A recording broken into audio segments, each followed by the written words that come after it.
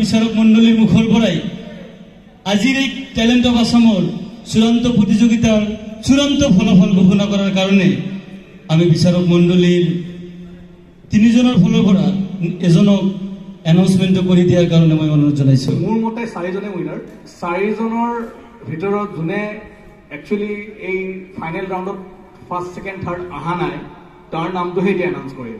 মোৰ ক'বলৈও নামটো ল'বলৈ বেয়া লাগি আছে, কাৰণ তোমালোকে গোটেইকেইটা মুখকেইটা দেখাৰ পিছত মই দুজনৰ নাম লৈ আছো, ৰুকসানা পাৰভিন, জনাব আলী। তোমালোকৰ দুজনৰ ভিতৰত নাই, এতিয়া মনটো বেয়া কৰিব নালাগে, মই আগতে কৈছো চাৰিজন আছে, চাৰিজনে উইনাৰ, বাকীতো 16জন আছে, 16জনৰ টপ 4 আছা।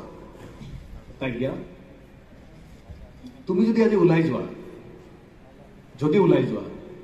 কিহৰ কাৰণে যাবা? মিষ্টেকটো ক'ত ফিল কৰিছা?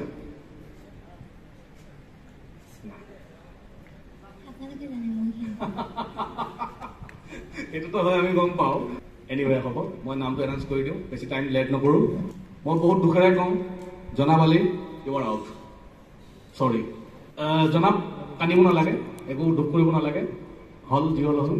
জনাব আলী আমাৰ টেলেণ্টৰ ফালৰ পৰা আকৌ আশীৰ্বাদ দি বিদায় দিছো। সকলোৱে ক্লেপ কৰিলে ভাল হ'ব দে, ল'ৰাজন ভাল গাইছে, সকলোৱে ক্লেপ কৰক। আমাৰ সন্মানীয় তিনিজন জাজ ক্ৰমে মল্লিকা ঠাকুৰীয়া দাস ডাঙৰীয়ানী, বিপ্লৱ কলিতা ডাঙৰীয়া আৰু বলিউড ছিংগাৰ ৰুহুল আমিন খান আমি মঞ্চত আমন্ত্ৰণ জনাইছো। এই চূড়ান্ত প্ৰতিযোগিতাৰ ফলাফল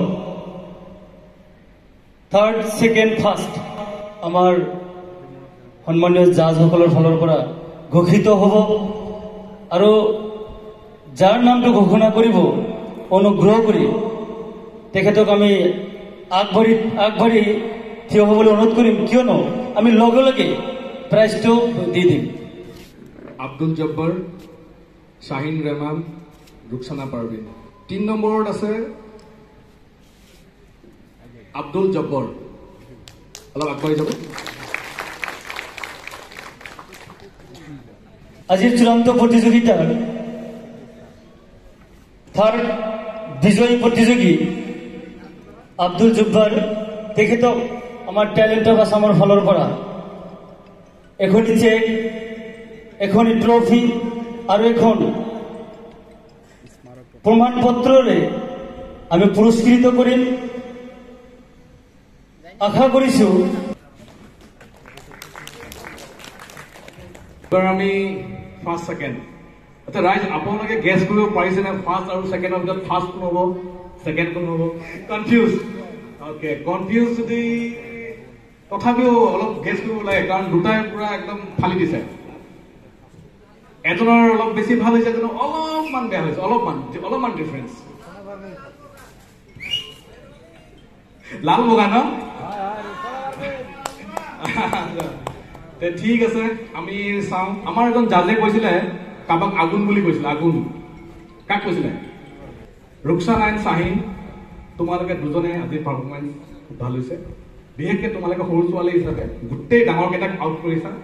আছা, শাহিন আহিছে বাহিৰৰ চাৰিআলিৰ পৰা, ৰুকসানা আহিছে চাপৰৰ পৰা ন, আছে। কোনে আছে ফাৰ্ষ্ট ছেকেণ্ড আমি জানো। তো আজিৰ উইনাৰ হ'ল, ৰুকসানা তুমি হ'বানে? কেনেকুৱা লাগিছে উইনাৰ হ'ব? একচুৱেলি আজি উইনাৰ হ'ল ৰুকসানাই হয়। বিগ ক্লেপ, সকলোৱে ক্লেপ ওপৰৰ পৰা ক্লেপ কৰক। আৰু কি হ'ল? শিকিছে তো ছোৱালীজনী, ফাৰ্ষ্ট পাইছে।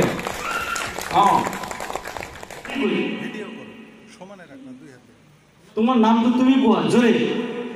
মোৰ নাম ৰুকসানা পাৰভিন। আচ্ছা ভৰি প্লিজ। আজি টেলেণ্ট অফ আছামৰ প্ৰথম বিজয়ী আমাৰ ৰুকসানা পাৰভিন, এই ভণ্টি, তেখেতক আমাৰ টেলেণ্ট অফ আছামৰ ফালৰ পৰা আশীৰ্বাদ যাচিছোঁ, যাতে ইণ্ডিয়ান আইডলৰ নিচিনা মঞ্চত যাতে পাৰফৰ্মেঞ্চ কৰি বিজয়ী হৈ আহিব পাৰে, আৰু যাতে আমি এটা গৌৰৱ অনুভৱ কৰিব পাৰোঁ যিজন ৰুকসানা পাৰভিনক আমি টেলেণ্ট অফ আসামৰ ফালৰ পৰা আমি প্ৰথম পুৰস্কৃত বিজয়ী প্ৰতিযোগী হিচাপে আমি বাছনি কৰিছিলোঁ আৰু আমি প্ৰদান কৰিছিলোঁ তেতিয়া ন্যূনতম এটা চেক, এটা ট্ৰফি আৰু এটা প্ৰমাণপত্ৰ। আৰু সেই ৰুকসানা আজি গোটেই ভাৰতবৰ্ষত সুনাম অৰ্জন কৰি আহিছে। এইখিনি আশা, এইখিনি হোৱা, এইখিনি ভৰসা ৰাখি আজি আমাৰ ৰুকসানা পাৰভিনক আমাৰ টেলেণ্ট অফ আসামৰ ফালৰ পৰা প্ৰথম পুৰস্কাৰেৰে পুৰস্কৃত কৰিম। মুখ্য তিনিজন বিচাৰক মণ্ডলী আমি আগবাঢ়িবলৈ অনুৰোধ জনাম আৰু ৰুকসানাক আগবাঢ়িবলৈ অনুৰোধ জনাম।